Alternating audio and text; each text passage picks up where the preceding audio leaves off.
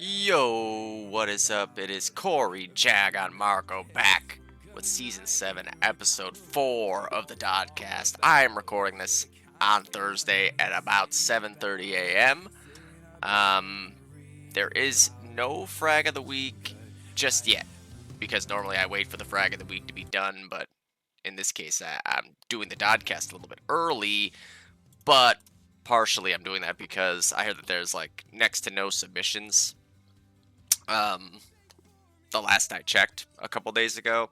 So there's a chance there won't be a frag of the week anyways at all.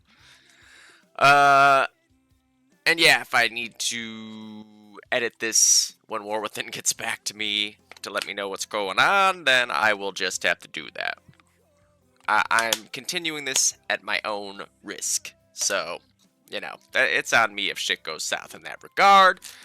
We have to recap Saints, which, if you didn't pay attention to the matches this week, then you missed out on a pretty classic week of KTP DOD, as we had an average score differential of 30 points. I don't know if that's necessarily the closest week in KTP history, but I'd have to guess it's up there. Even in weeks past that I could think of on like Donner and Thunder and stuff like that, I can't think of there being a week where all the matches end up playing out to an average of that close. There's certainly close matches on plenty of maps, like that's not unique to Saints, but what I think is unique to Saints is how close most matches tend to play.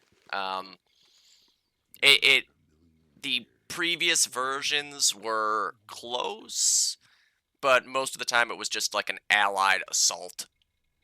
It was who could defend more cap outs on their Axis side. Now, we're seeing so much variety in how matches are getting won. We're seeing teams win both halves by a little bit. We're seeing teams win their Axis side. We're seeing teams winning their allied side. We saw overtime games last season.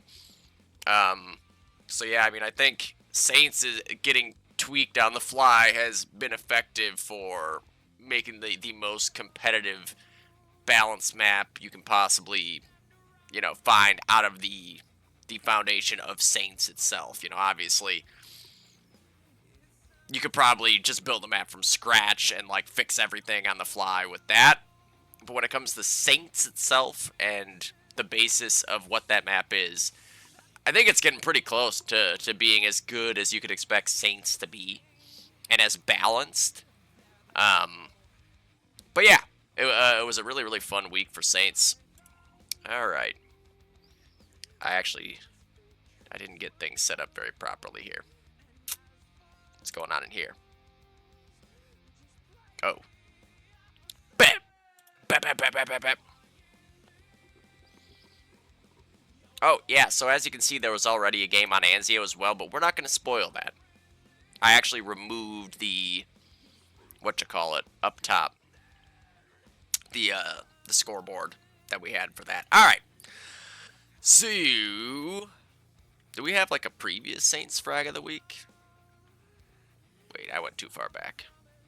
I like to watch stuff, Go like this. Go like this.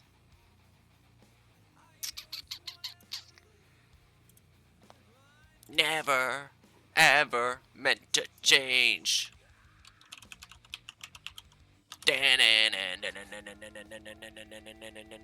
Okay, so every time I gotta look for War Within's YouTube, I fuck it up.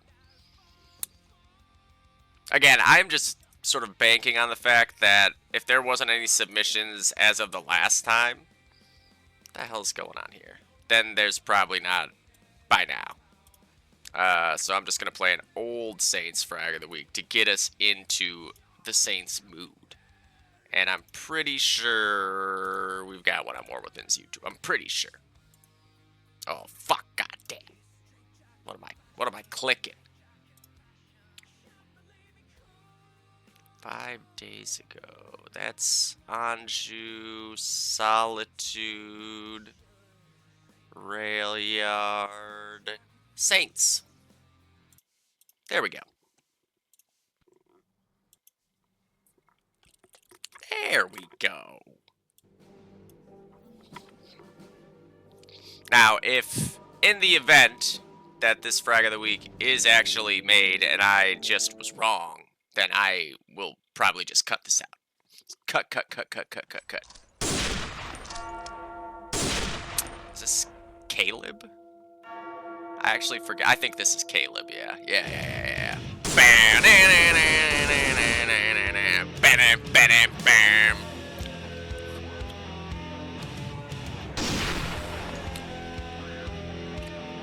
Bennett, bam. Look at this guy walling everybody. Who does this guy think he is? The movie maker?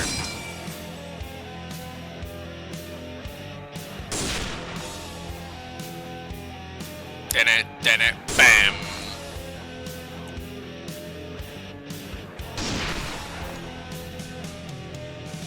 That's a Timo nade. Oh, what a nice nade from CK and Timo. Go bigger. This is the team owner special. I referenced this like here. Yes, it is. over the weekend too. Two nades, 3 kills on the bridge.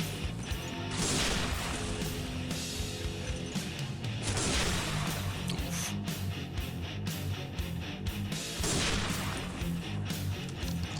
Look at that goose team. Look at that goose team.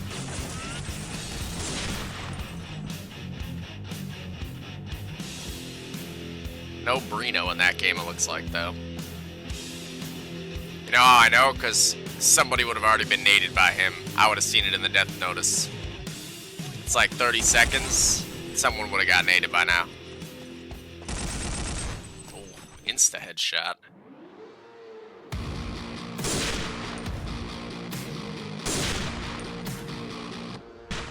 Oh, that was a glitch.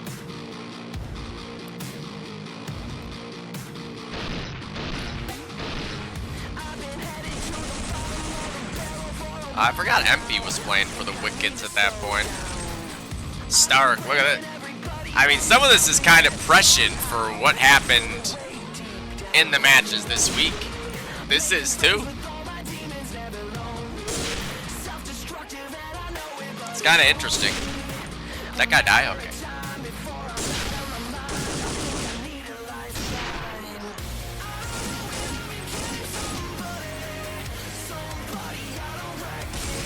You're gonna notice common threads between this frag of the week and who won and who did well.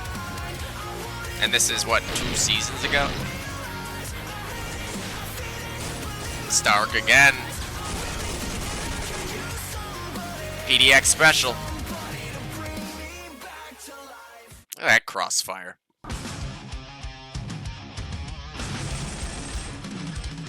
Oh yeah, this was kind of like the first time Meep was in a frag of the week, I think. I remember watching this and being like, man, sick. Red Dog? Where is Red Dog? I feel like I haven't seen him around in a minute.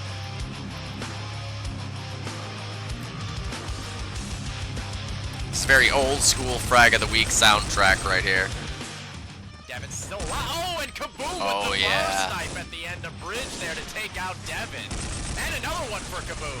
And another one for kaboom. Kaboom going on an epic run there with the bar. Might have opened up bridge for the Cap by Bandits. I remember that. For some reason, I think in the cast I said that he like bar sniped the second guy or was standing or something because the HLTV got the better of me.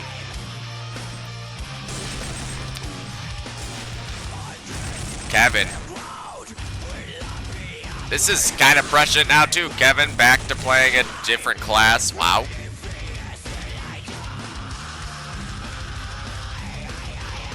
Who's that? Stark again, man. Look at this frag of the week starring Stark. You can't spell Stark without Star. Oh, yeah.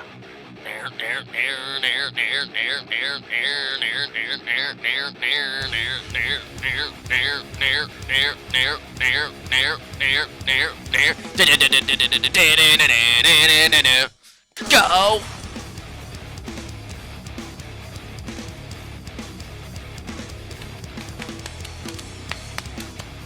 Speaking of this, if anybody out there has the frag of the week on Saints that had Cable Guy, Pro Fiction, B+, Stiff Master, I forget who, Tom Scoo maybe? Toxinator. If anyone has that, please send me a link because it used to be on YouTube and now it's nowhere to be seen. And that frag of the week is great. So this is my plea. It's Cal-I frag of the week. It's like the third one that was ever made. I think Clone Rizzo made it based on the crosshair that I remember and the style. Help a brother out. Oh, what did I do?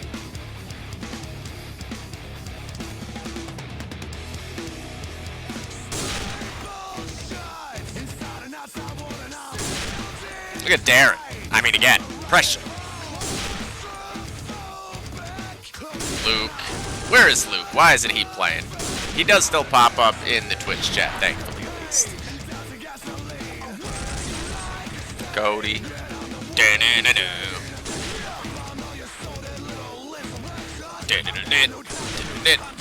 This match was crazy during this season, if I recall correctly. What a clip for Cody. Oh, wait, he didn't kill that guy. Listen! He will, though. I.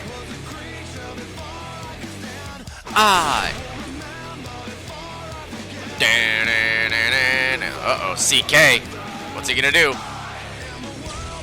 He's gonna throw a 4-second prime grenade at a guy. That's the CK way. I'm proud of him for dropping the bar for that car, though. The CK I know, he might have stuck with that bar and regretted it.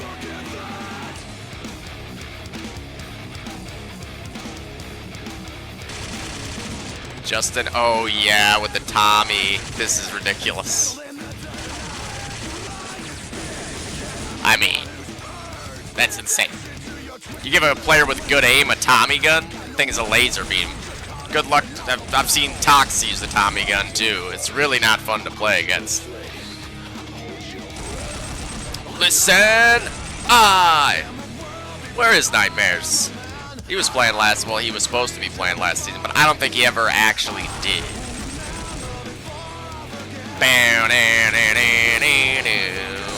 Ooh. The insta switch and shoot there. Nice flick.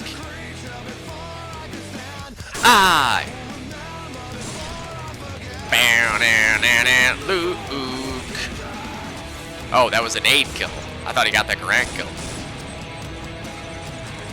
Head on a swivel. Oh, this is a long streak. He's got 2.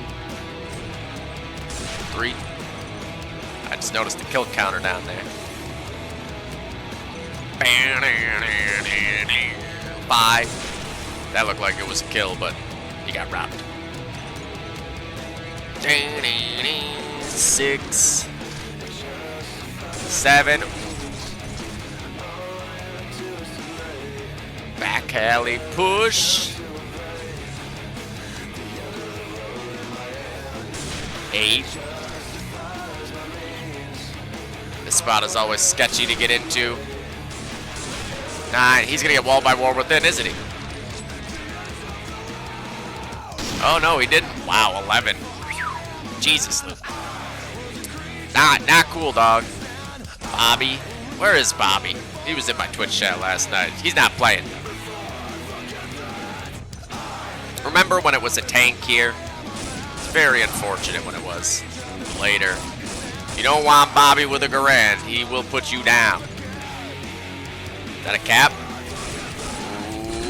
Ooh, it is.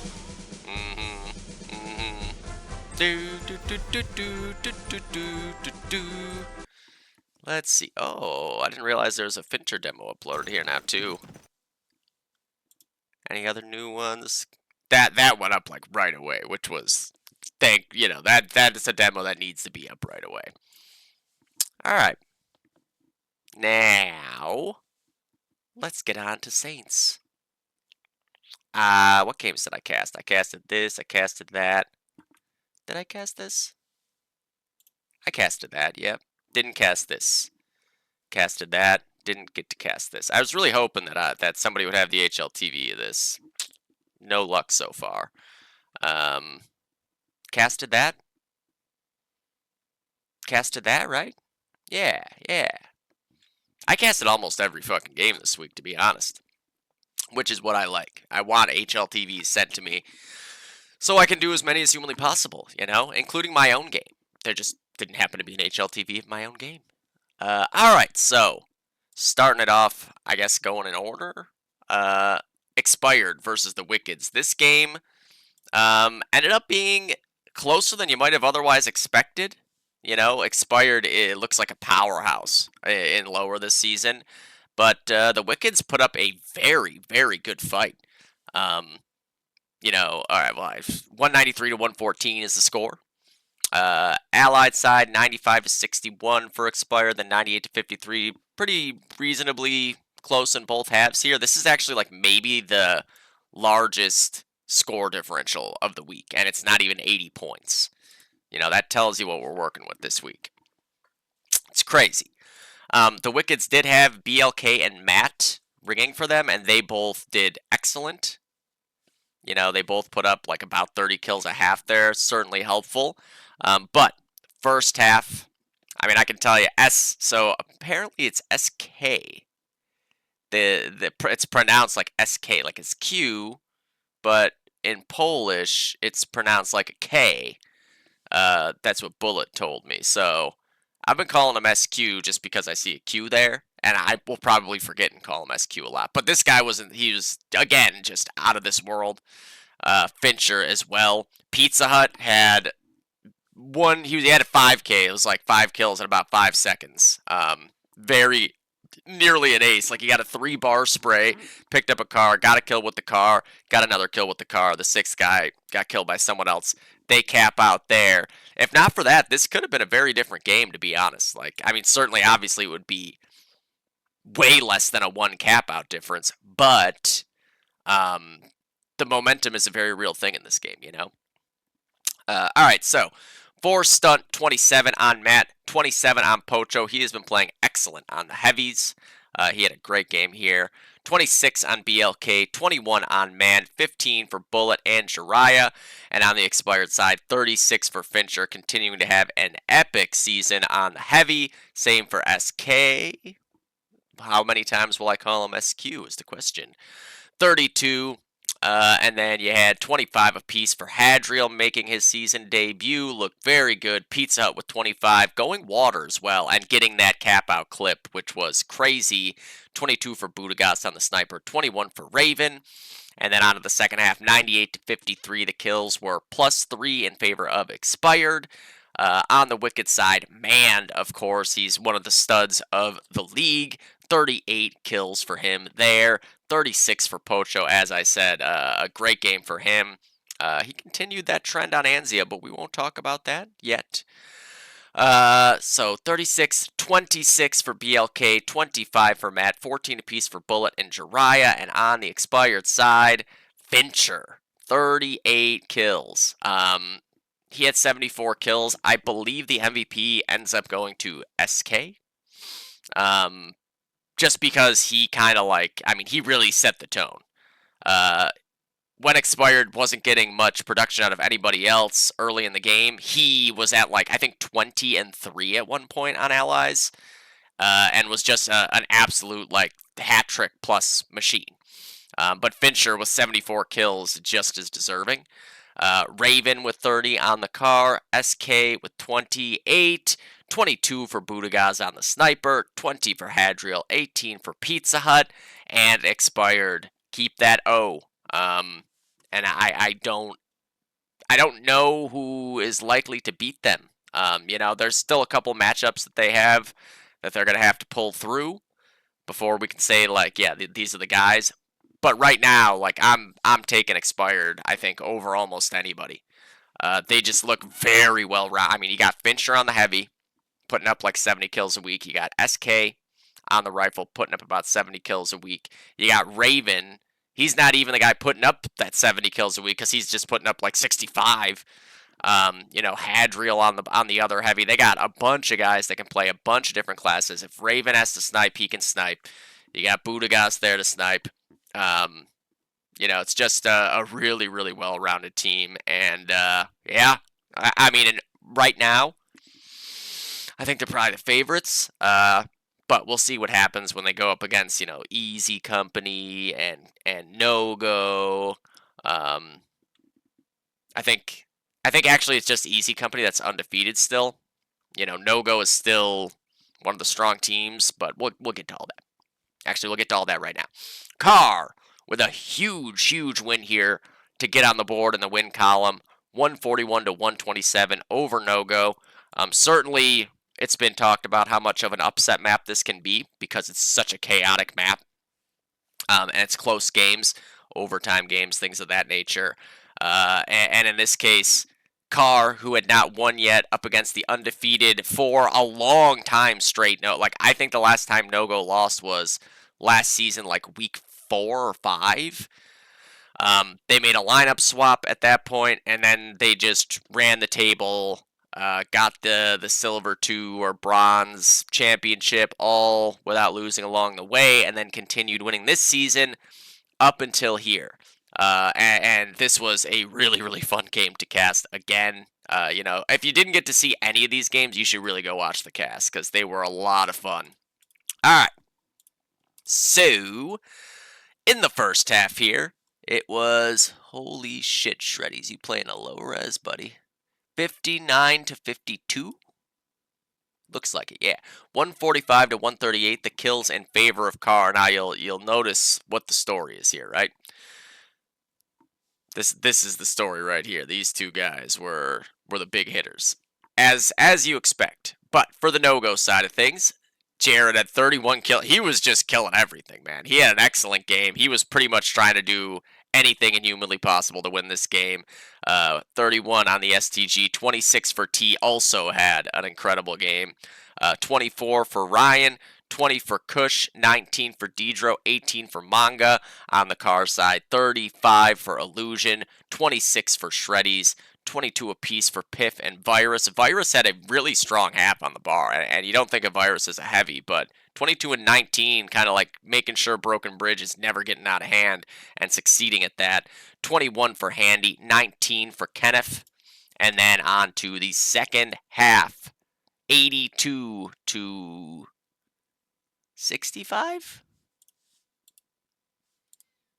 Let's see. They win by 7. And they win by 17. Is that right?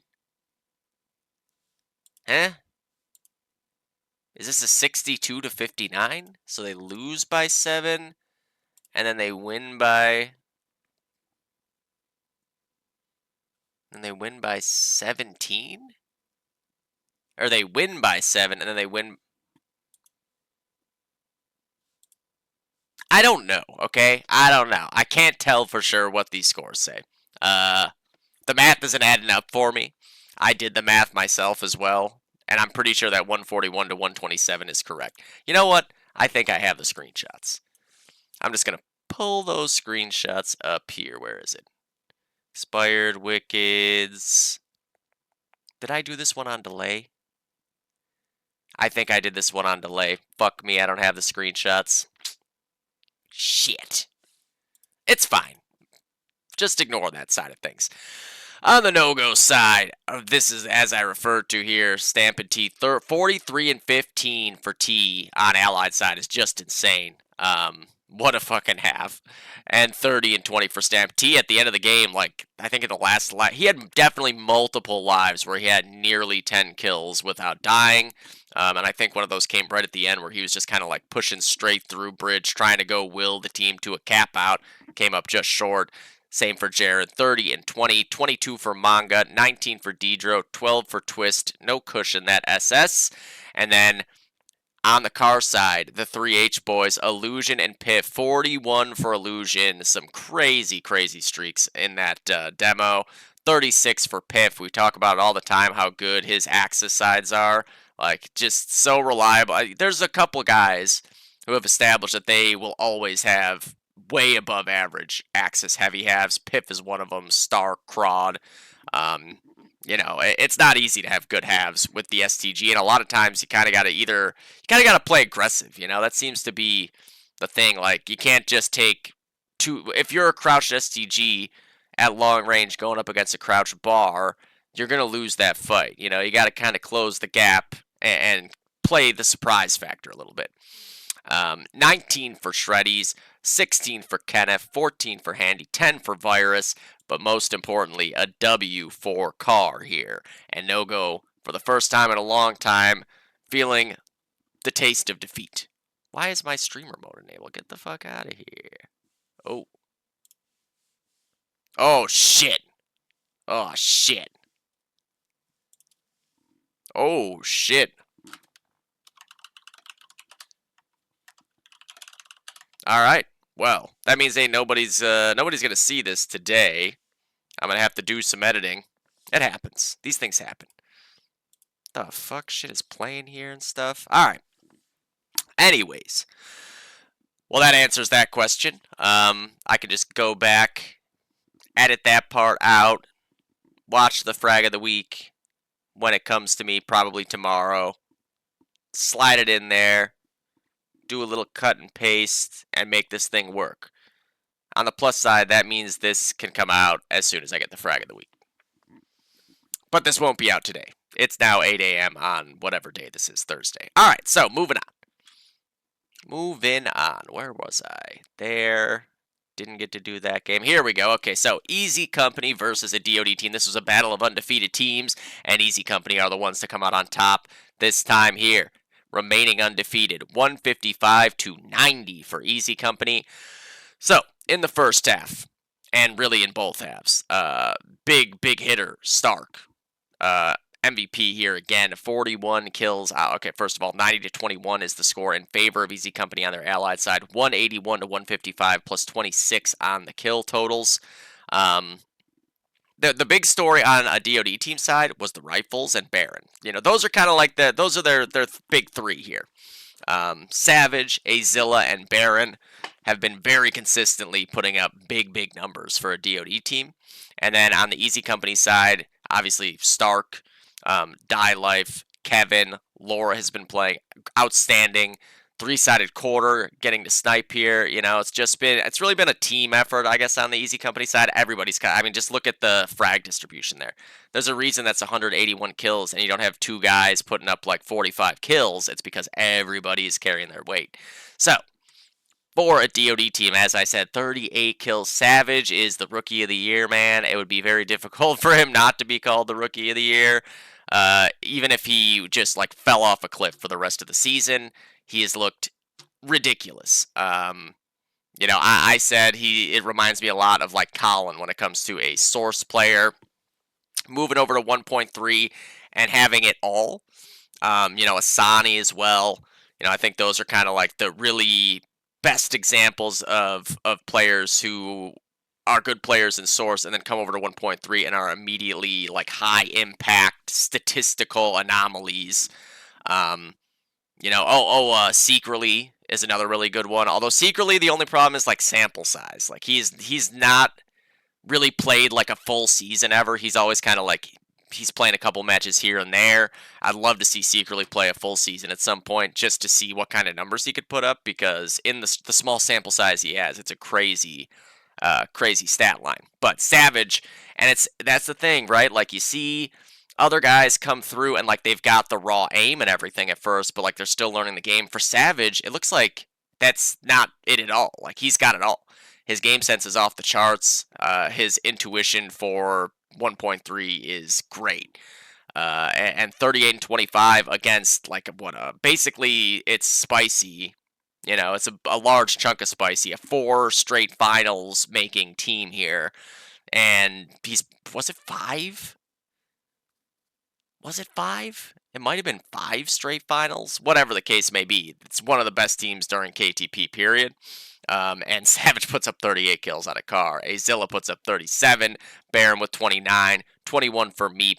15 for Head Like a Hole. 15 for Bo. And on the Easy Company side, Stark, former heavy partner of Crod, looking like Crod here as well with 41 kills. 34 for Kevin, 32 for Quarter, 26 for Matt, 25 for Zamp, 23 for Laura, and then I forgot I didn't have to click out because I always forget that. And out of the second half, a DoD team does win this half because these games are all fucking insanely close. Kills +2 for Easy Company. On a DoD team side, Baron with 39 here, Savage with 34. Again, just so many kills, man. 72 kills for him, 69 for Azilla. And then 25 for Head Like a Hole, 20 for Bo, 19 for Meep. And on the Easy Company side, Matt Pazana, as you always expect to see on especially this half of this map, putting up a 40 bomb, 44 kills, some really crazy streaks in there. You know, it's a signature map for this man for good reason. And then Stark with 33, so he ends up with 74 to top frag and get the heavy MVP again. Seeing a lot of that this week out of heavies putting up really, like 70 plus kills to carry their teams to victory. It's not an easy task. It's certainly much easier with a sniper or a car, especially on a map like this, to put up 70 total kills. So when a heavy does it, you got to take notice. Kevin with 31, so he got a lot of kills. It says he's sniping. He was not sniping the whole time. He got this sniper probably in the last 7-8 minutes. But even on Allied side, to be honest, how many kills did he have? 34. I mean, he had numerous long streaks where he picked up a sniper rifle and just went to town with it. And then, Axis side sniping is a pain in the dick. Quarter probably was like, fuck this shit, I'm dropping the sniper if anyone wants it. Kevin picks it up. He goes to work with his natural class. And then 25 for Laura, 19 apiece for Quarter and Zamp. Easy Company stay undefeated, continuing to be at the top of this division, and I very much look forward to getting to see the Easy Company expired matchup. I figure that they'll likely both be undefeated at that point. You never know, things happen, but I mean, I'm not sure when exactly they play each other, to be honest, at this point. Is this the end? Okay, so there is no score reported yet for the Anzio game. At least I don't have to be on the lookout for that. All right, and then we have the Best Buds versus Stunt of Highlights game. This game, again, 5 points. Another crazy fucking, so many single-digit games this week. You love to see that from a competitive standpoint.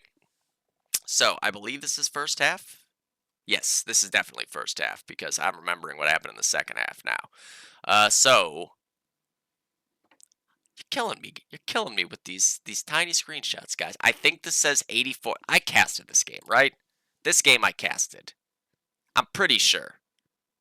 Saints, yeah, there we go. Okay. 84 to 20. There we go. Okay, so 84 to 20. 147 to 146 plus 1 for Best Buds in the score total. But you can see there 53 deaths on Stunt. Or 153, that is. So they had 147. That's 6 TKs or suicides, and here it's just the one. That obviously they won this half by 84 to 20, but it's one of those things you always got to be conscious of.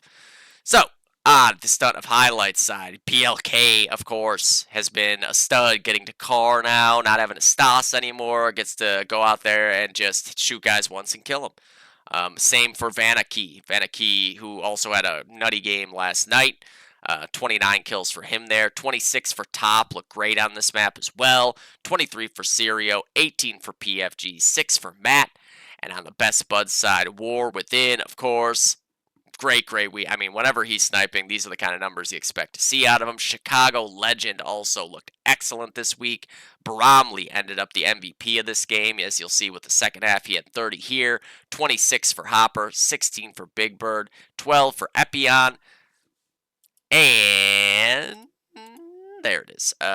So the second half, as we saw, what was it, 84 to 20? What's this half? 89 to 20. Only in favor of Best Buds. Axis-sided map for a lot of the games, which you would not have expected if you go back 2 seasons to the Saints that was being played then, which was heavily Allied-sided. So, 160 to 133 are the kills.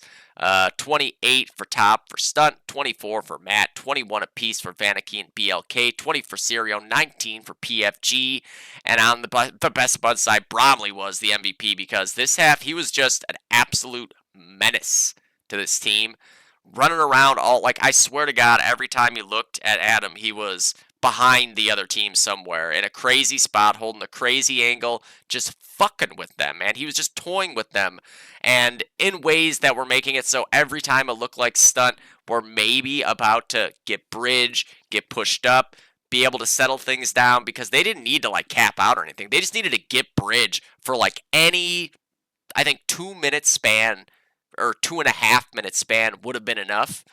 And every time it looked like they were gonna, there's Bromley getting 2 to 5 kills with the STG, relocating all over the place, just being a goddamn nuisance, a thorn in the side of Stunt. Very well earned MVP there. He top fragged, and he had, that X Factor playmaking going on. Chicago Legend also was a beast in this half with 29 car kills, lots of streaks. Big Bird dropping bird eggs all over the place with 29 car kills. The bird eggs never paid off, but the car sure did.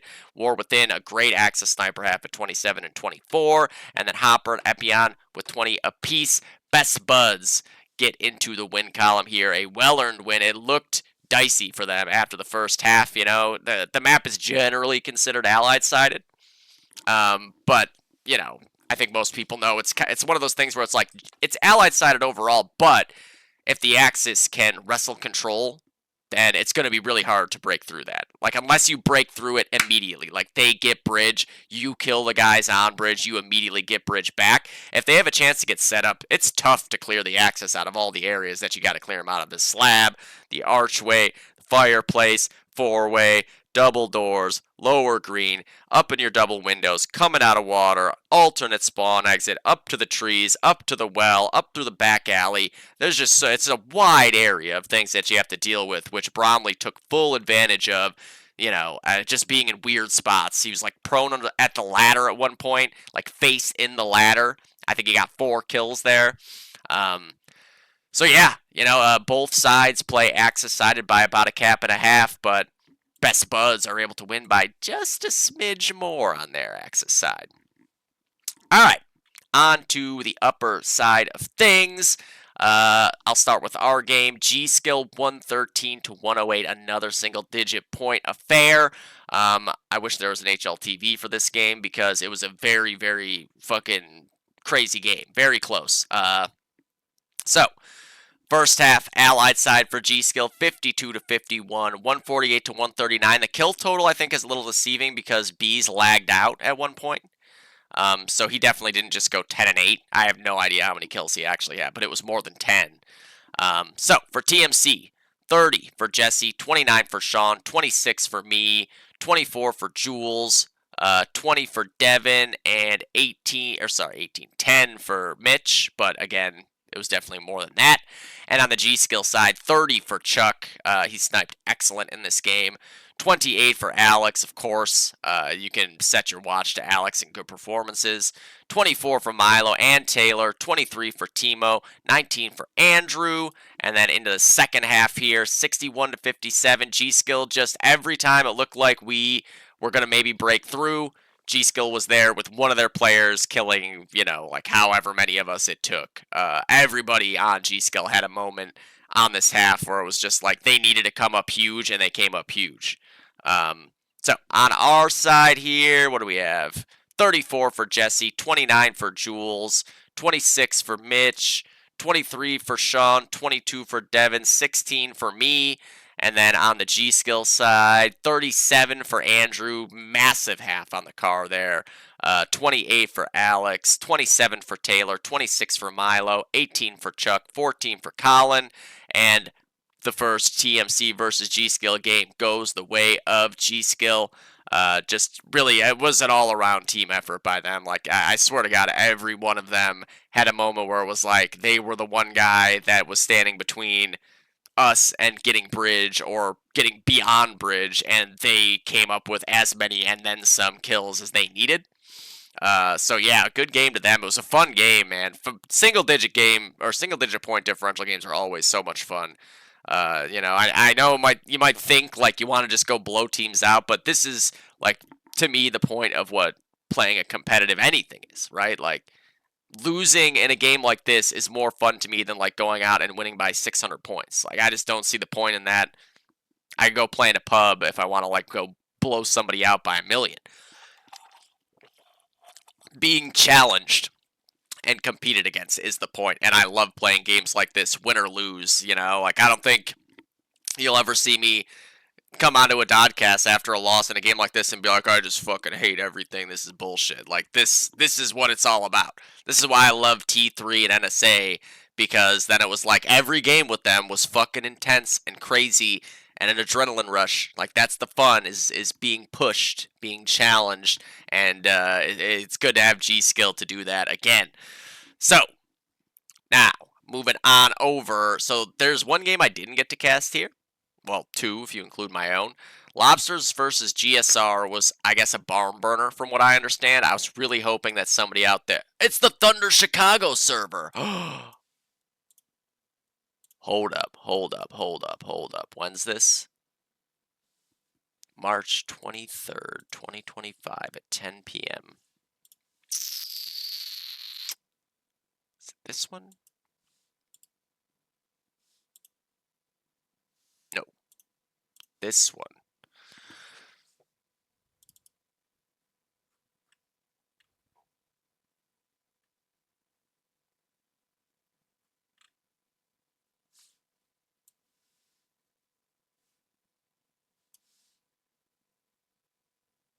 Come on. No? What? Look at this shit. Oh, dude, look at this. 24th. Wait. Wait.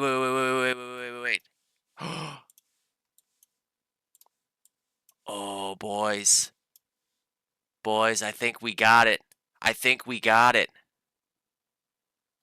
Oh, I'm a genius. I think we got it. Just one goddamn second. There's the DoD folder. Go like that. That's 1839. This right here is why I always, it's the one reason in my book to play in the Thunder servers is because odds are that at some point in the last week I was playing on the Thunder server, I hit the record button and I never hit stop. So if you're playing, I forgot to move this over here. If you're playing in the Thunder server, there's a pretty good chance that it's going to be recording HLTV. And if you're getting your HLTV recorded, that means I can cast your ass. Now, why is this not letting me alt-tab? Thank you. We didn't get to play in the Thunder server, so that's unfortunate, right? Like, I mean, they were in the Chicago server, so we could have played Thunder New York, potentially. But, you know. It is! Oh, Yagoon, you genius!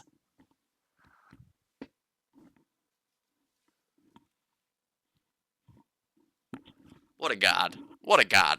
Alright, so we have a cast to do in about whenever I finish this. Well, unfortunately now, spoiler alert, 117 to 112, Lobsters over GSR. I'm going to just go over the scores because I don't know what actually happened in this game, but we're going to find out soon. Is that first or second half? No way to tell. So, 53 to 53 is actually the first half score here. Okay. Let's see who did what. On the GSR side, Brandon with 31. I mean, look at this fucking IWA boys here. Brandon with 30. This is like a Thunder player's nightmare with IWA, Kobe and Booten, and then you got Jackson from No Luck. This is kind of a... And now if you're going to put Connor on there too, this is kind of a nightmare for Thunder players. If you've been watching any of the vintage shoutcasts I've been doing, this is a little bit of a nightmare. Especially if you got to play these guys on Harrington at some point. So, 31 for Brandon, 30 for Colby, 29 for Cam, 28 for Craig, 21 for Blackhawk, 11 for Empy on the Lobsters side, 32 for Justin, 32 for Matt, 30 for Cody, 29 for Ian, 29 for Corey, 13 for Defrag, and then onto the Allied second half for the Lobsters. For GSR, 29 for Colby, again leading the way. He slid right back into competition with no problem, clearly. I'm not surprised. 22 for the Bear, 21 for Blackhawk, 21 for Brandon, 20 for Craig, 19 for Empy, and on the Lobsters side, 35 for Justin, 34 for Corey, 31 for Ian, 24 for Defrag, 23 for Matt, 21 for Cody. This half was those 5 points. Plus 36 on the kills and a 5-point differential is crazy. GSR were doing a good job to never let things get out of hand to end up... I mean, what happened here? That's crazy. Was there like one cap out by each team, or was this all ticks? I honestly have no idea. I'm guessing it's all ticks. I think a cap out would have resulted in some... Unless, like, they held the whole time and GSR capped out late, or the opposite, like GSR held it a lot. Lobsters got mid back for a couple minutes and then capped out. I guess there's a lot of potential ways that this could have gone. But yeah, Lobsters take it by 5 in a very, very close, crazy game. By the look of it, we will find out for ourselves just a little bit later. Now, on to the last 2 games here. Clinic 134 to 112 for DoD Worldwide. This was another pretty fun cast to get to do. Was this first or second half? I want to say this was first half, but I very well could be wrong. Is there any way for me to tell? I forget. We're just going to call this first half. 179 to 156 are the kills in favor of Clinic. 70 to 64 is the score. A 6-point lead for their allied side here on the DoD Worldwide half. 33 for Kellen, 31 for Corey, and Soya. Soya was hitting nothing but fucking insane shots here, man. 25 for Tony. He had a lot of nice runs. 24 for Rafinha, 12 for Insight, and on the Clinic side, 37 for Debo, who was your MVP. He ends up with a 70-something kills, or maybe 69 on the dot. 33 for Vic, who has been outstanding this year. 32 for Tom. Again, Tom getting to snipe, getting to play one of his natural classes, I'm sure is a relief. 27 for Sam, 25 for Scott, 25 for Allen. And then on the second half, Axis side for Clinic, 64 to 48. It's a 16-point win, -8 on the kills. For DoD Worldwide, what a game for Soya. 38 on Allied side as well. He broke 70. Riv breaks 60 overall with 30 there. 27 for Tony again. He had quite a few like fast 3, 4, 5 kills there. 26 for Corey, 24 for Rafinha, 21 for Insight. Insight had at least one crazy fucking clip pushing up into red. And then on the Clinic side, 34 for Debo. He had 71, so it wasn't 69. 28 for Sam, 27 for Scott, 27 for Tom, 24 for Allen, 18 for Vic, and Clinic stay undefeated. I love to see it. We're going to see, obviously, they still have to play against, like, TMC and G-Skill and Over, but starting off 3-0, you can't complain about that one bit. Wait. Who have they played against? Did they already play against one of those teams? No, okay. For a second, I was like, wait, did they play against one of them? And then lastly, this is a game that, I predicted Over to win. I was like, I can't predict against Over until I see them lose. But if there's any map and matchup where they could absolutely lose, it's this one because Volvo all are great at this map. I said it's like a 50-50 game, and if you don't believe me, just wait and see. And sure enough, Volvo end up with maybe, I think it's the second highest score differential here, like blowout-wise. Crazy. Volvo played out of their goddamn minds, just had an answer for everything that Over brought to the table. So, first half, Allied side here for Volvo. They actually lose by 5 points, but they end up with 5 more frags as well. On the Over side, 35 for Chi, 30 for Kum Kum, 26 for Saka, 20 for, hold up. 35 for Chi, 30 for Caffrey, 26 for Saka, 20 for Kum Kum, 19 apiece for Mata and SZ. Somebody was telling me that this was Nightmare for the first, maybe entire half of this match. And I was really glazing Nicholson for being the anti-Nightmare machine, because that was a big storyline coming into it. It wasn't actually Nightmare, but that doesn't take away from how good a game Darren had either. 37 and 16 on Allied side. 30 for Crawd, MVP of this game. He had an absolutely insane game.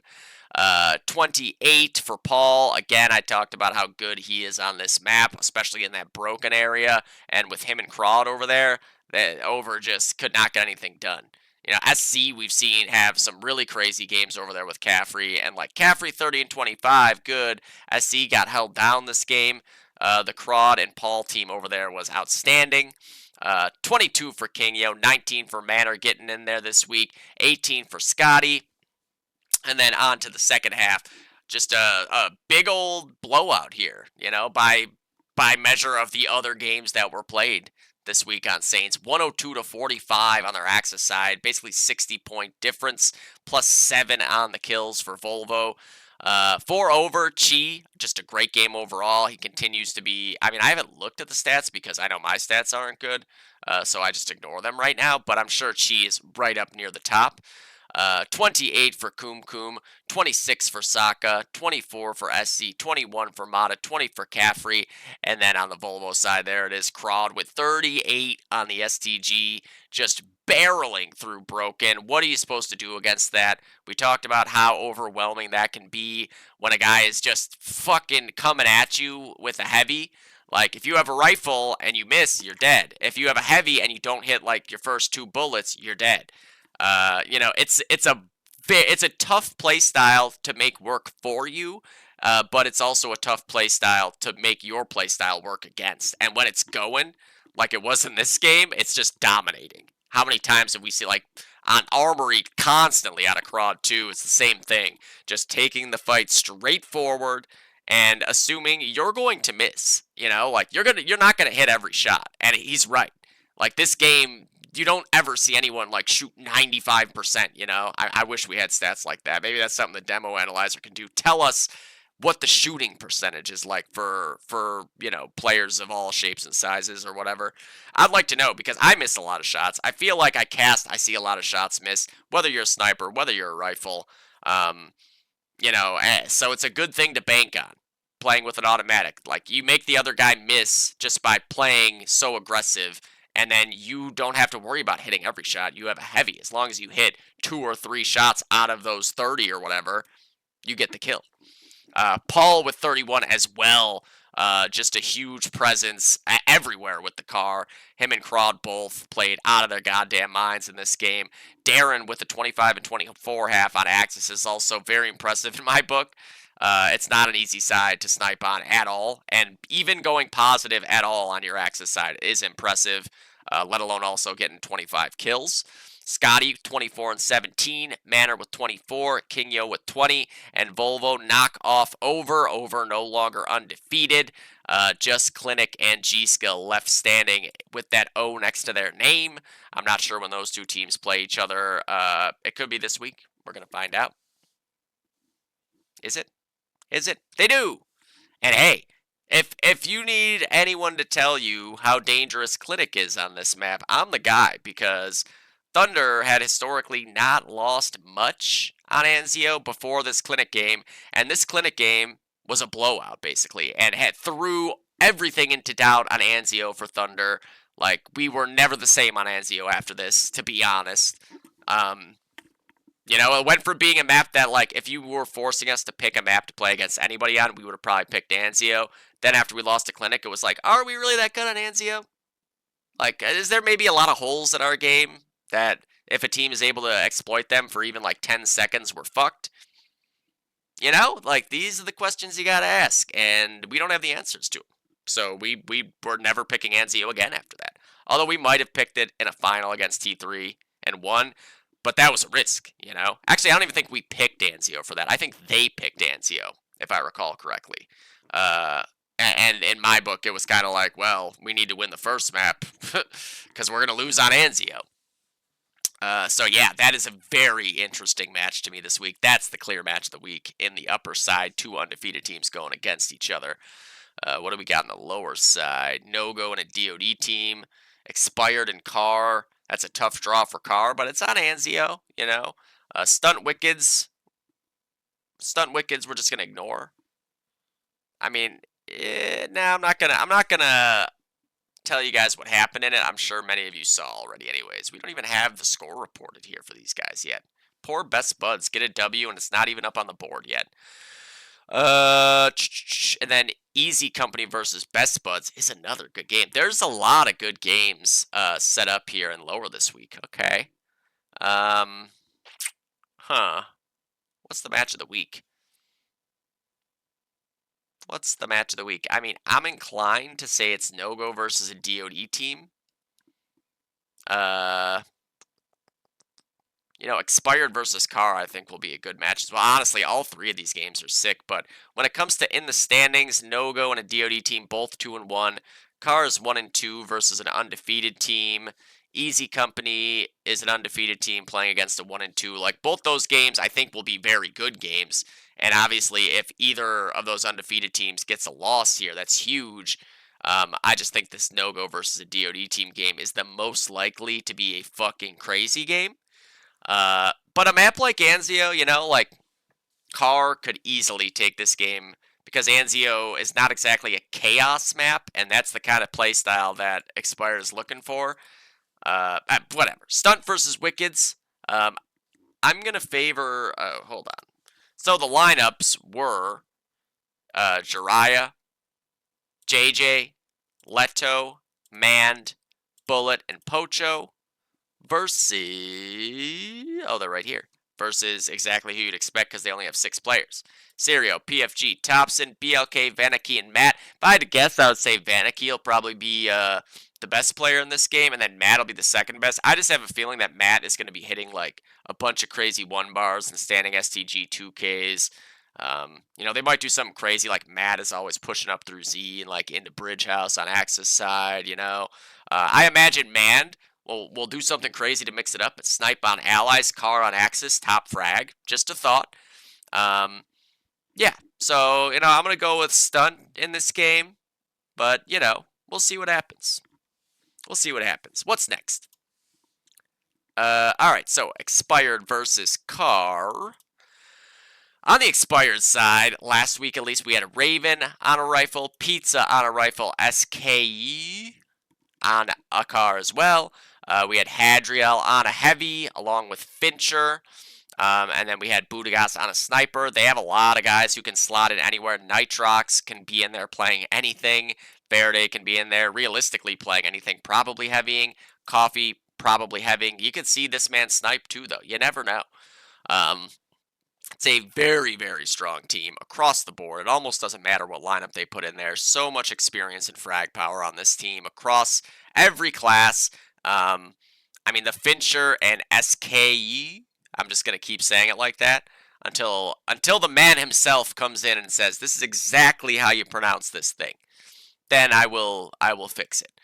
But these two guys have been out of this world this season. Again, I haven't looked at the stats, and I think that I saw something about there being a problem with having somebody to input the stats for the lower side of things, so we might not even have stats for that. But I would guess Fincher is currently the #1 rated heavy, and that SQ's got to be up there on the rifle side. Considering he had like 80 kills, and 70 kills, I'd be very surprised if there's anybody topping that right now. On the car side, Illusion, the big-time player to watch along with Piff, a rifle and a heavy here, the 3H tandem. They did just pick up Insight as well. That is a massive pickup. A guy who's playing really, really well in gold, now coming over to car. I love that move for them. I'm not sure what class. I assume he rifles. I know that they were trying to find somebody who could heavy, though, so maybe Insight's heavy now. Because if you can get somebody on the heavy with Piff when Louis is around, especially now Louis can rifle with Illusion, with Shreddies or Virus or Kenneth. Lots of rifles on this team. Basically, they need a heavy more than anything. So I'm guessing that means that either Insight is planning to heavy now, or somebody else on the team is going to full commit to heavying so Insight can rifle. But that is another rifle added to a team called Car, which is kind of ironic because they have so many rifles. But, we see Handy playing snipe, Kenneth a third rifle, Shreddies can play anything but generally rifling. Same with Virus. We saw him bar on allies of that Saints game, and then he ended up sniping in the end, I think, on the Axis side of Saints. Again, Louis can play anything but is mainly a rifle. Again, like Carr, don't let their record fool you, man. This is a very, very tough team. This team, you could easily see in the finals when all is said and done. Easily.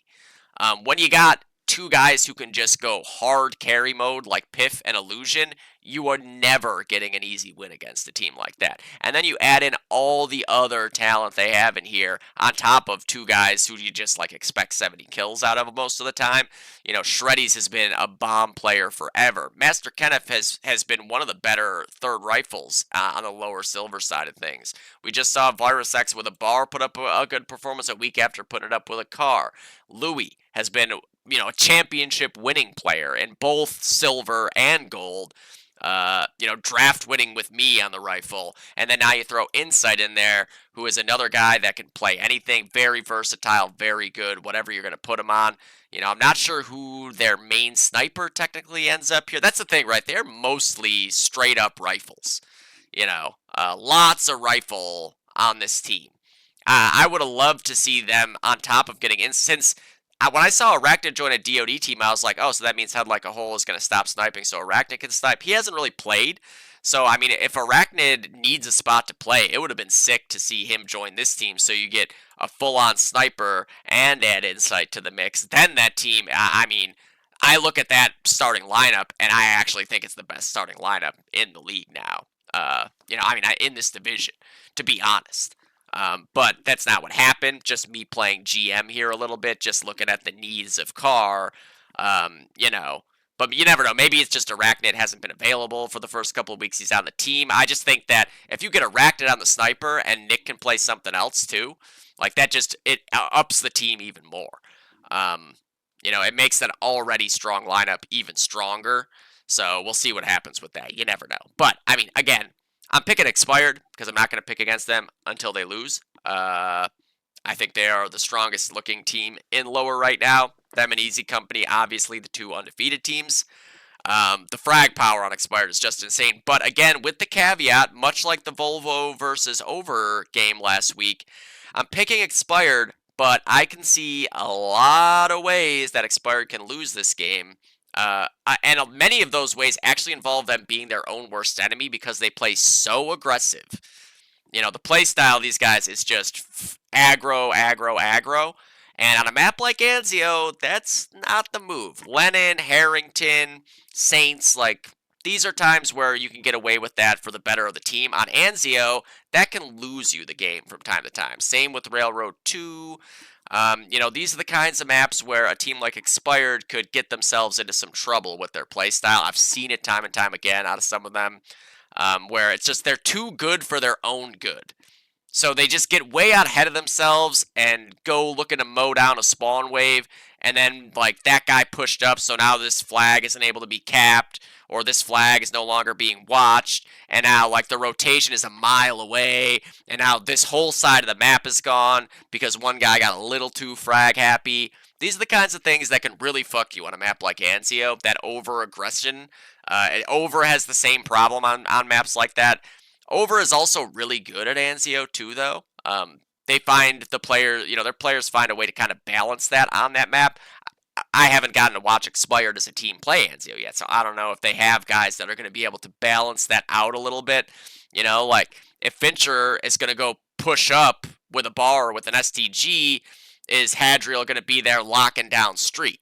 You know, like, you need someone locking down street in that situation. You can't have both your heavies go running up main ramp and sundial, or both your heavies go running down through pizzeria all the time. On bridge, you can't just have all three of your bridge players go trying to push up through Z and spawn house. You know, you need a little bit of an anchor in those areas on a map like Anzio. It's not an option.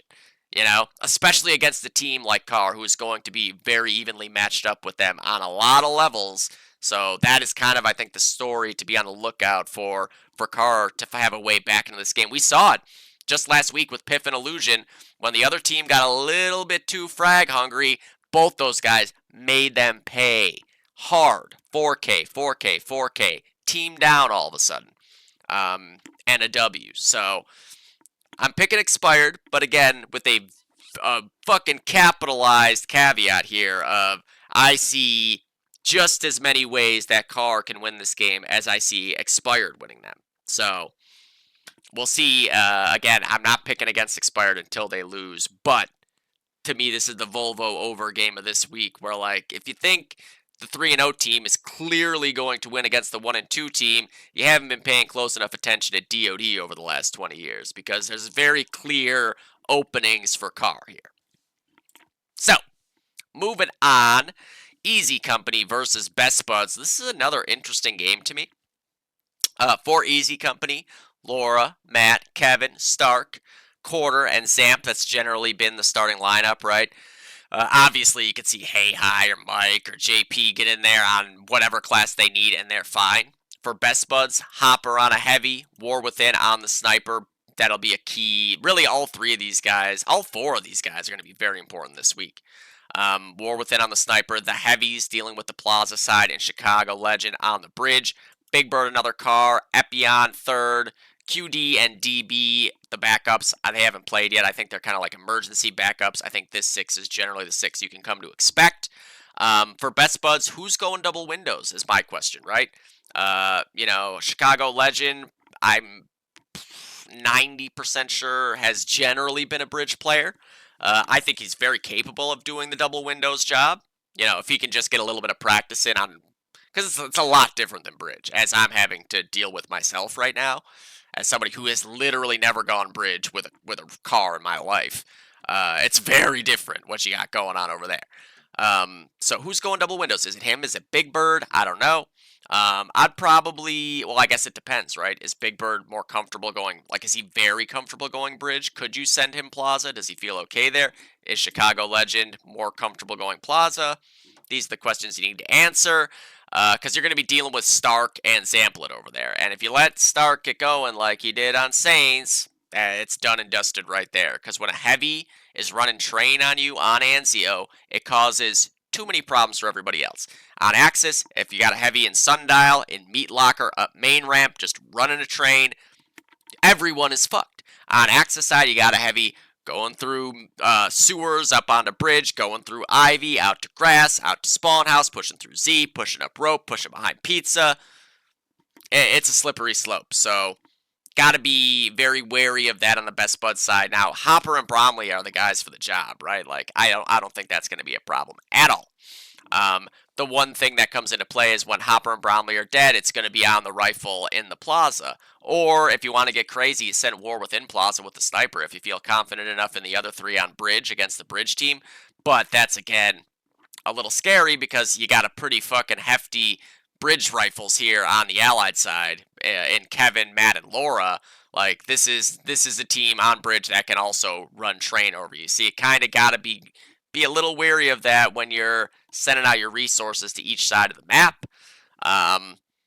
It's a winnable game for Best Buds. Easy Company are very good at this map, but the individual players on Best Buds are also very good on this map. I liked what I saw out of Best Buds on Saints when the chips were down. They didn't let things just keep rolling out of hand. They found a way back in. They made adjustments. That's what you need to see out of a team. And they did it successfully and won in a close game. That's saying a lot. Not a lot of teams are capable of that, no matter how long they've been playing together. I think you need an extra big performance. You need one other guy here this week, I think, putting up big numbers in order to be able to win this game. One more carry performance, we saw last week. These 3 were the guys. If you can get one more with putting up 60-ish, on Anzio, 60 kills is a lot. But, the equivalent, 55, 50 kills overall total, whatever. One more performance like that, I think, is the way that they can win this game. Because the frag power on Easy Company is going to be ridiculous, as we just saw on Saints. It's a lot to ask, but it's doable. However, you can't pick against Easy Company here. This team has been so good for so long. If you were an odds maker, you'd probably give the better odds to Easy Company to finish an undefeated season because they've been here before. But we'll see. You never know. Anzio is a weird map. Weird shit happens from time to time. Okay. And last but not least, the match of the week, No-Go versus ADT. Now, I have the lineup for No-Go here. It's a special lineup. Oh, yeah.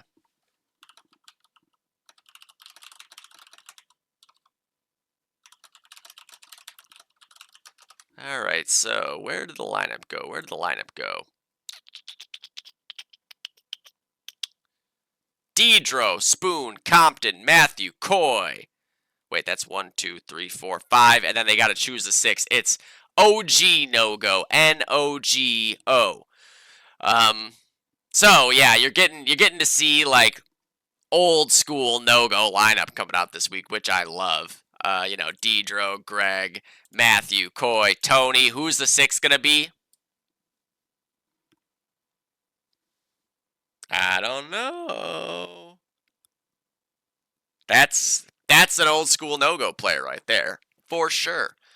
We'll see who it ends up being. I'm guessing it'll be T to snipe. That's my guess. But Ryan said, these guys are going to choose who the 6 is, so we have no idea. It could be anybody. Anybody can snipe out of that 6. Tony can snipe. Matthew can snipe. I'm sure that Dedro and Greg could snipe if they needed to. No problem there at all. Now, on the DoD team side, too, I heard that E-Man is going to be playing this week, which is finally, thank you. Nick Kaler playing this week after, obviously, we also heard that he was in that fucking bike accident. I was worried he might not play at all this season, and here he is back, ready to go. I can't wait to see that. For the rest of the lineup, I assume Baron, Azilla, Savage. That's what, 1, 2, 3, 4. And then we saw Nick and Bo were usually playing, and Meep. So that's like 7 guys here that could potentially play. Not sure, and I was talking about, like, is Arachnid going to play ever? There's some very scary potential lineups for a DoD team if they choose to put them out on the field to play. Obviously, with like Nick and Kevin, you want them to get some reps before the match. That's very important. If they do, these guys are fucking world-class players from forever. So if these guys are getting reps at all and then they're in the lineup, things can get even scarier. This is a very, very closely matched game, especially with the 6 no-go has going out there, and versus like the potential 6 that a DoD team could have with E-Men in there. We know Savage and Azilla are going to be fucking savage. Insane rifle team there, and we know Baron, who I was talking about before the season, how he's a natural rifle, kind of getting stuck on the heavy. It looks like he's taken to his role as a heavy just fine. Again, I haven't looked at the stats, but I'm assuming he is right up at the top, at least for heavies, and I would guess overall, just based on a couple of the performances he's had. Who's going to snipe here? Is it Nick? Is it Arachnid? That's a big question. Again, I don't even know if Arachnid is like available. He might just be kind of on the roster in case of emergencies, but it's an option you got to think about.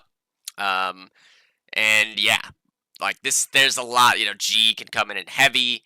Kevin can come in and rifle. He could probably fucking heavy too if he needed him to. Meep can play on any rifle. Nick likely to heavy, at least if he's still heavy. I guess I don't know. I haven't seen Nick play in 2025. Maybe he said fuck heavying nowadays because it's a pain in the dick. But if I had to guess, Nick is still heavying because he's kind of a natural heavy. I don't know who I pick in this matchup. That's why it's the match of the week. Like this to me there's not a clear-cut choice here. They're both 2-1, right? I'm not wrong about that. 2-1, 2-1. Yeah. I mean, an OG no-go lineup is potentially very scary too. Like this is not that you might think if you had another team that was going to have a totally different starting lineup, totally different combination out of their 10 players, like, oh, they're taking a week off. Not this team. You're throwing some really fucking good players in there. I can't wait to see Matthew play again. Matthew has been a star of KTP Shoutcast since Season 1, and I haven't got to watch him play maybe since Season 4. He has some of the biggest moments in cast, and William Sick Blackwell on No-Go in particular was another one of the guys who early in KTP was an absolute star of my Shoutcast, so it would be pretty sick to see him playing for No-Go again. And I haven't gotten to cast a lot of Tony games in KTP, and he was my co-caster for the first few seasons of DoD in KTP. So, like, a lot of fun stuff here. Coy, obviously, a guy who I've played with and against thousands of times, too. And then knowing Greg is playing this week and probably on the heavy, Dedro in there on probably a rifle. He could snipe, too. Very, very interesting stuff, and I'm very excited to get to cast E-Man. I haven't casted an E-Man game since legitimately probably 2006. Legitimately. Like, I think me and Scatman casted a Donner game of Nyx, and that's the last time I casted an E-Man game. So this is 20 years in the making for me. After I made Nick his movie and then was making him his second movie, which I've seen one of the best clips from that in a certain preview of a certain movie somewhere. So, oh man, I don't know. I don't know. This is fucking tough. Hmm. I'm gonna go. Fuck, man. I'm gonna just flip. I'm gonna flip. All right. So here we go. Heads is no go. Tails is a DoD team. It's that close. It's heads. Okay, I'll go with no go then. I'll go with no go because the flip said it, and that's literally the only reason why at this point. Because I can't pick the winner in this game. I think it's going to be a very very close game, and I think that the lineups are very important here when it comes to just how close it's going to be. Because there's a lot of question marks in just a few spots here that can make a huge difference. I mean, just having William Sick Blackwell in this game at all. Like, what are you going to do against that? The guy's getting 100 kills in gold all last season. What's the answer in this game? I don't know. I don't have an answer for him, or else I wouldn't have gotten killed by him so much. So don't ask me. Ask someone else. All right, moving on to upper now. The match of the week is very clearly G-Skill versus Clinic, two undefeated teams. Let's start off with TMC versus Lobsters. I'm playing against my boys here. I don't like that. For TMC, the lineup that generally is playing for us is Jesse, me, Jules, Mitch, Sean, Devin. If anyone's missing, you move on to Toxinator or Ryan if Ryan is off that Sunday, I guess, or if we're playing on a day he's not working. J-Rod, I don't think will ever be playing DoD again, at least as of right now. And Casey, I don't know. Thing is, Casey's always like inactive, but then I always see him like online on Sunday nights, so I don't know if it's just like he's on his phone or on his computer and just being quiet because like, kid and stuff. Or if he's just like available Sundays and nobody realizes that and he could be playing at any point in time. No clue. And on the Lobster side, at least last week, you had Corey, Paul, Matt, Ian, Justin, and Cody.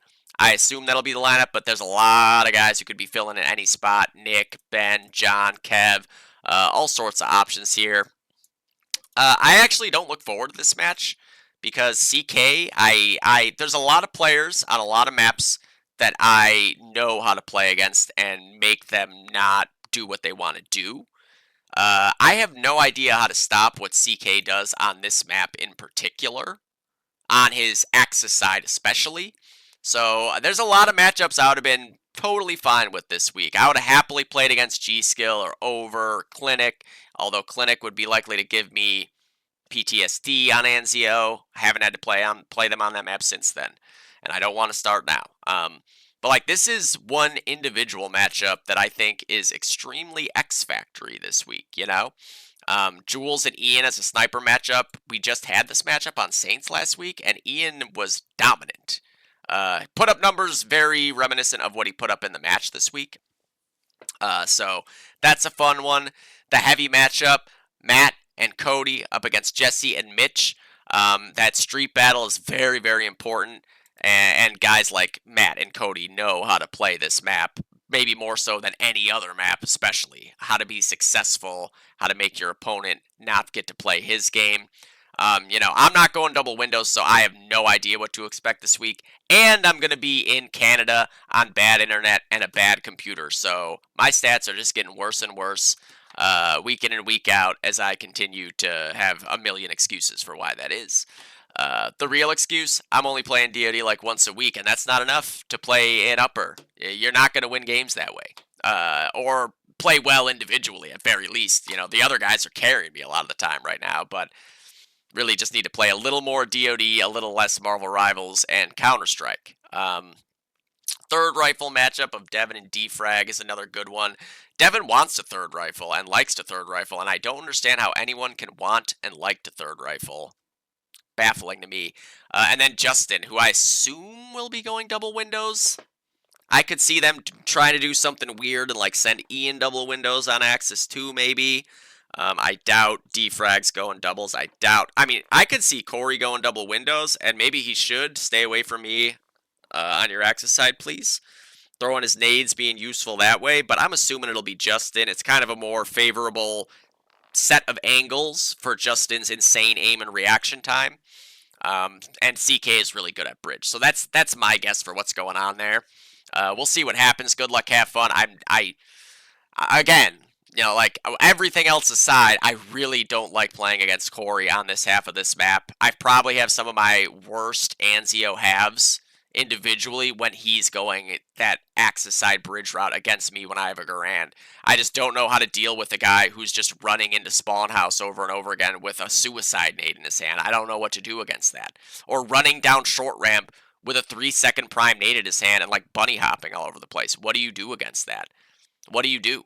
I don't know. I shoot him, it doesn't kill him. Anyways, good luck, have fun, lobsters. Yeah. Moving on, GSR versus Volvo. Volvo with a massive win. Many call it an upset, many call it unexpected. I personally pointed out how expected it was at the time. Here's the thing. Anzio is another map that these guys all like. Do you see Manor get in there again this week? Because this is like kind of his map. This and Shamil Manor is excellent at. You put Drew and Manor on the heavies here, and the contrast in playstyles is kind of fucking perfect for Anzio, right? Darren or Toki on a sniper, either way, you're getting a very similar level and playstyle of a sniper, which is important on Anzio. Allied side, you need a guy who can hold plaza to let those bars go do whatever work they want to do pushing up. Axis side on bridge, you need a guy who can be, the anchor there so that your car and a Stas can go push up, or an Unter, whatever. You need a guy who can reliably be in Meatlock or be in Tiki. Both Darren and Toki will be able to do that. Paul, I'm assuming, is going to go bridge with the car, and Scotty double windows, because Scotty is a double windows car historically, and he's very good at it. So yeah, a lot of firepower all over the place for them. And now on the GSR side, we got a big old move here. Stamp, after a huge week last week, now on the GSR side, bolstering that lineup even more.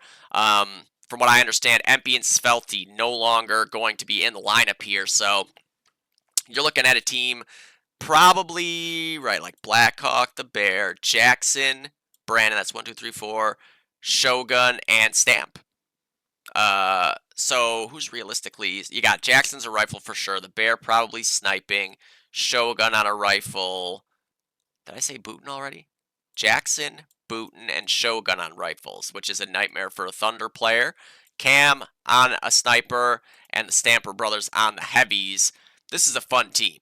That's a fun team, and there might be another move in the pipeline for this team that makes this all the scarier. We'll see if that actually goes through or not. I want it to go through, even though it's a nightmare for me to see a team with those players on it. But man, I love Connor and how he plays so much. I want to get to cast Oreo games. Come on, think about that. I've already casted some Connor games from like 20 years ago, and it's been insane. This is a fucking close matchup, though. I was talking about the heavies, and we have a similar kind of situation with Blackhawk and Stamp, where they're able to play off of each other really, really well, and have Jared kind of take the point.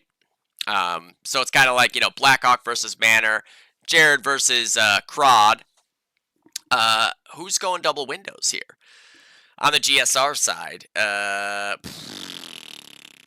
mean, I feel like they're all bridge rifles. That's interesting. I'm not sure. I mean, Craig, if Craig wants to go double windows, he can fucking go double windows and gets fucking 35 kills easily. So I'm going to assume it's Craig. I'm thinking Brandon more likely to go bridge with Colby. You might even, I would guess, if I had to guess ahead of time, I'm saying Colby's on the car, Brandon is taking an Unter bridge and really being a pain in the ass over there. This is kind of like the a DoD team versus no-go game. I don't know who I really favor in this game. I think it's a very evenly matched game across the board here. It might come down to just like who can break through one time. I expect both teams will be very good at holding their requisite spots when they're allies, holding plaza, when they're axis, holding bridge. It's who can break through that general expectation of who's getting those flags that one time. Having one good initial, or the other team having one bad initial even. will, I think, be the difference maker in this game, because I think it's going to be razor fucking tight the rest of the time. Or it could even come down to just one guy having an extra good game this time around. Like a guy like Jackson going off for 75 or something, or Paul going off for 75, or Crawd going off for 75, or Jared going off for 75. One performance like that makes the difference in a game like this. Who doesn't like Anzio? Any of these boys known for not liking Anzio? I don't think so. I was looking for a chance to be like, well, this guy hates Anzio, so his team's screwed, but I don't think there's any of that here. I'm going to coin flip. Heads for GSR, tails for Volvo. It is heads. I'm going with GSR, but I think this game comes down to within one cap without question, to be honest with you. It would be the match of the week if not for two undefeated teams playing against each other. I'll put it that way. Like, very easy match of the week choice right here. All right, what do we got? I already did this one. There's that one. Okay. Two more games left here. So, Over versus DoD Worldwide. Over, obviously, coming off their first loss, a tough loss last week. It's Anzio, though. They like this map. Here's a big question. Is Nick or Nightmare there? Because both those guys sniping on this map are enough to win the game by themselves. You're never going to break through either of them if they so choose. Especially on their Axis side, they will be all over the damn place, and they will not miss. Another thing, Sokka, absolutely insane on this map. Kum, absolutely insane on this map. Caffrey and SC, absolutely insane on this map. Chi, absolutely insane on this map. Over, absolutely insane on this map. Just a crazy team on this map. And as I said earlier, even though they are overly aggressive a lot of the times, on this map in particular, some of their players do adjust their playstyle to compensate for that. Plus, I think Chi is pretty good now at balancing that a little bit more. And again, they're missing guys. You got a fucking DoD All-Star veteran in Jizz to come in. You got Till, who is excellent, and especially when it comes to playstyle, being able to balance that insane aggression that comes from all the other guys. Mata, whatever class you put him on. There's no breaks to be had against Over, plain and simple. They are a great Anzio team. I think did they beat T3? I think they beat Icy Hot, which is another strong Anzio team on this map at one point. Very, very good Anzio team. I've had to scrim these guys more times than I can count on Anzio. Anzio, Lennon, and Harrington, and Railroad 2, I have scrimmed over on enough to make my head explode. I know them way too well on all those maps now, and this is a good fucking map for them. On the DoD Worldwide side, though, you've got the firepower to be able to match up for them shot for shot. You got Tony and Riv on the heavies, Soya on a sniper, Rafinha, Corey, and who is going to be the third now? Obviously, no more Insight, who had been starting for them. Is it Lobaton? I would love to see Lobaton get into that spot. He has been in my Twitch chat more lately. I think that is a pretty interesting potential move to make there. I don't know. It could be Caleb. It could be Ronnie. We don't know. I'm assuming it's not Pibian, but hey, fuck me. You never know, man. The guy, I'm sure, can do it. There's a big question mark for that sixth spot for me. I have no idea who it's going to be. I am guessing it's Lobaton, but you never know. This is another very interesting one, man. The thing is, I favor Over just because they're insane. But this is another one where the guys on this team, like, I've seen Tony have some very, very strong games as the secondary heavy on Anzio. And if you get a strong game out of Tony, that's opening things up more for Riv. And if Riv is opening things up more, that opens things up more for a guy like Rafinha. And Corey is guaranteed to have a good game on this map. He always fucking does. And Soya. Soya getting maybe his biggest test to date with the potential for playing against a Nick or a Nightmare here, and I suspect he will pass with flying colors. Basically, the point is, Over can't take this game lightly at all. Just like DoD Worldwide last week playing a close game on Saints, like, these guys are in every game whether they want to believe it or not, they are a group of very fucking good players here. And if you're slotting Lobaton in there now too, another guy who is really fucking good at this game and doesn't get to play enough. Historically, like Lobaton has been the seventh man on a lot of the teams he's been on. And then whenever he plays, he's putting up 60 plus kills. I have seen Caleb in a lot of teams where he's not playing all the time. He does end up playing on Anzio because he's good at this map. So that could be what they're doing here. I'm not sure. I have no idea who their 6 is. But, I mean, I'm taking over. But, again, with a couple extra performances here, like if you get a guy like Tony putting up 55 plus kills here, all of a sudden things start shifting back in that direction. If you get one guy off his game on this side, things start shifting back in that direction. Soya making things a little harder for a Nightmare or a Nick Patton to have to deal with. Now it's shifting back in this direction. Corey Price goes off for 80 kills. Now it's shifting, because again, another aggressive player. When you got a guy playing that aggressive and getting a lot of kills, it feels like a snowball rolling downhill. It's just, what are you supposed to do to stop that? It can be overwhelming. Same with Riv. So I say over. If those other 2 games I was talking about were like 50-50, I'd say this is like 70-30. It's not a coin flip, but it's not like I'm very sure they're going to win this game. There's quite a few ways that I can see DoD Worldwide winning this game. There's even a couple ways I could see over losing this game for themselves, just by being too aggressive at times. I think it's less likely to happen with this version of over because of some of the other players that they have on the team now being able to balance out that crazy aggression that they play with, which is so fun for me. Casting over games is a guaranteed fucking hit for me. But maybe not always the best case for them when it comes to like holding a flag that they need to win a game when all is said and done. We'll see. But yeah, over I'd say like 70% chance.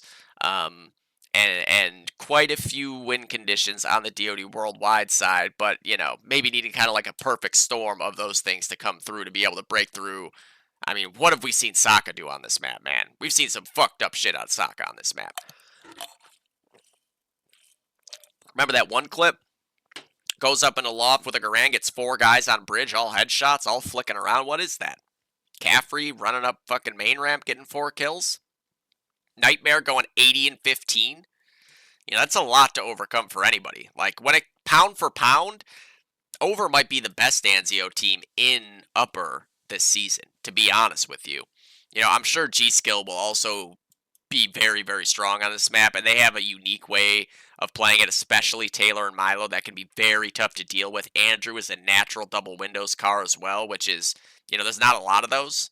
But yeah, like, over I would take up against, I think, anybody on Anzio, especially if they have, like, Nick or Nightmare in that lineup. It's just a lot to overcome. And then the match of the week, G-Skill versus Clinic. 2 undefeated teams here. For Clinic, I forget, was their lineup supposed to be different this week again? I know Carpenter's not there.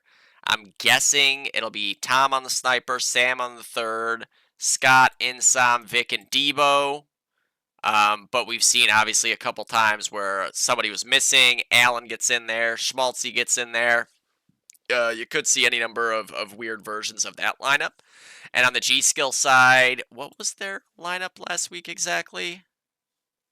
It was against us. So it was Taylor, Milo, Andrew, Chuck, Colin, and Alex. But obviously, Scott's here, can fill in at any class. Chris can also fill in any class. Is Justin playing this week? That's scary for everybody. Like the last 2 seasons, basically the best player in gold. Scary for anybody. And then Frank. Is Frank playing? Good luck. If Frank's playing, doesn't matter what class. Doesn't matter if he has a monitor. Doesn't matter if he has a mouse. If Frank's playing, he's putting up 70. So obviously, tough fucking matchup for Clinic. There's no sugarcoating this. But, okay, so in this instance, I'm calling it like 80-20. Clinic is good at Anzio, right? Very, very strong Anzio team. Obviously, this is a familiar situation, and I'm not going to make the mistake that was made during that week where everybody was like, oh, Clinic playing against Thunder on Anzio. No. Clinic is a team first, a team's team. And I always talk about it. When they have Debo in that lineup, it gives them that added wrinkle to their game that makes them that much tougher to beat because you have all that cohesion of the unit and then this insane fragger that's likely to get 70 plus kills most games on whatever class he's playing. And I assume he's there this week. He was a huge fucking difference maker against us in that Anzio game. Multiple times we were breaking through and looking like we were stabilizing, and then Debo puts up a fast 3K or a fast 4K, and just like that, things turn back in the other direction. Sometimes that's all it takes. You know, things are push and pull on a map like this a lot of the time, and if right at the wrong time when things are getting pulled, somebody then fucking kicks you in the face, all of a sudden you let go of the rope and you're capped on. So, you know, you favor G-Skill here, of course. They're the best team, period. But there are certainly worse matchups here that could be happening rather than Clinic being matched up against them. I think Clinic has an actual chance to win this game. I don't think G-Skill will take them lightly at all, though. You know, these are not the kind of players to do something like that, which, you know, that doesn't help Clinic. You'd like to have the element of surprise here and have them thinking, like, we already got this in the bag, but I don't think they're thinking that. You know, Vic in Plaza, in Street, going to be very important. Is Debo going to be rifling or heavying this week, depending on who's there? You know, if he's the other heavy, too, like, that's what really killed us, was their heavies. Their heavies were all over the place. It would seem like we never had Street. They were constantly in Street, constantly in Meat Locker, constantly in Sundial, just throwing everything in a disarray across the whole map. You know, if you got Vic and Debo on those heavies again, doing something like that, G-Skill's gonna have to have an answer to restabilize when things get fucked up like that, because if you can't retake your Sundial and your Meat Locker, you can't get to Plaza and to Bridge, and eventually there's going to be a nuke nade coming up main and coming up short, and you're going to lose half your team in an instant, and then 6 players are attacking 3 players, and the odds are not in your favor anymore. You know, and on their Axis side, too, like, this wasn't just with bars. Their Axis side, they were very, very mobile. When one of them was pushed out somewhere, there was never just like a wide open fucking void in Street. They always had good coverage on it. Carpenter was always able to slide over into Meat Locker. Tom will do the same. You know, it's just one of those things where with G-Skill, they have so many tricks up their sleeve, it might not matter. Clinic could play a perfect game, and G-Skill could just play a perfect game right back and win the game by like 120. But I'm I hope I get to cast this game. I'm guessing I'm not going to be able to because we play Lobsters, so that's not a Euro team. Probably both games are at 9, so hopefully somebody out there can record HLTV for this game. Hopefully. Fingers crossed. But yeah, you know, you go with G-Skill here, but I expect Clinic to put up a very, very real fight in this game and not let G-Skill just run away with this thing. I think G-Skill will be fearing for that O at a couple points during this game, no matter what, because Clinic is not going to roll over just because the team on the other side says G-Skill. That much I can guarantee you. And again, they're all players who at any point in time can go off for a fucking huge MVP type game. If you get a couple of those guys having that game at the same time, it almost doesn't matter who they're playing against. They're just going to peek you and kill you in timings that make no sense to you. You're not ready for it, etc. But, you know, you got to go with G-Skill. You just got to pick G-Skill against anybody because they're fucking G-Skill. Look at that team. Just look at it. Look at it. Are you looking? Okay, so that does it. As War Within said in the DMs there, frag of the week. Okay, so I'm saying this right now when I'm recording this. It will be... I am going to have to re-record me doing the frag of the week portion and slide it into this, so you already saw the frag of the week. So I have nothing to say about that. But for the following week, it is T doing the frag of the week. So do not submit to War Within, but you will submit to frag of the week, my friend. For Anzio, that is. I want to see Vanicky. I want to see BLK. I want to see Matt. I want to see Mand. I want to see Pocho. I want to see PFG. Those are all the guys who I remember having clips last night. I want to see JJ. JJ had some clips. Jiraiya Jr. We renamed him JJ because it's a mouthful to have to say Jiraiya with 2K. Jiraiya Jr. Jiraiya Jr. Jiraiya Jr. It's too much. So we call him JJ now. I think that was Hopper's idea. But yeah, submit the frag of the week or I'll shit under your pillow. That will be all.